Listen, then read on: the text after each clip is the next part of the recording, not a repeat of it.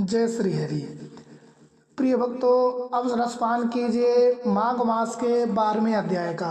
11वें अध्याय में आपने रसपान किया कि किस प्रकार से यमदूत वैश्यपुत्र विकुंडल को भगवान शालिग्राम के पूजा और उनकी पूजा करने के महत्व के बारे में बताते हैं।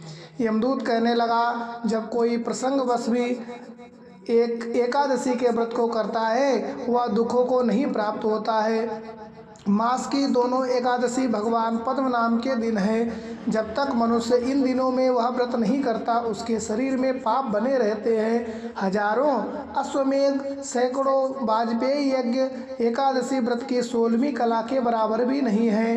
एकादशी के दिन व्रत करने से 11 इंद्रियों में से सब पाप नष्ट हो जाते हैं। गंगा, गया, काशी, पुष्कर, कुरुक्षेत्र, यमुना, चंद्रभागा कोई भी एकादशी के तुल्य नहीं है।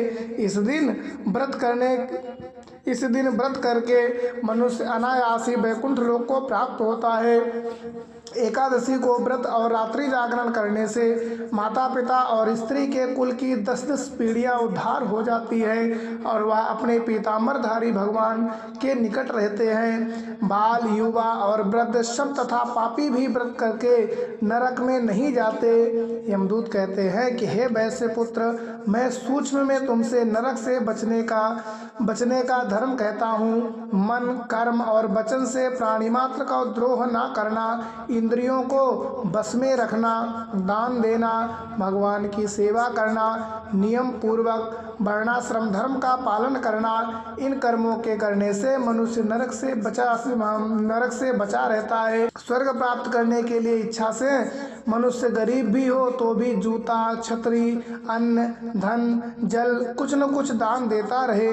दान देने वाला मनुष्य कभी यम की यातना को नहीं भोगता तथा दीर्घायु और धनी होता है।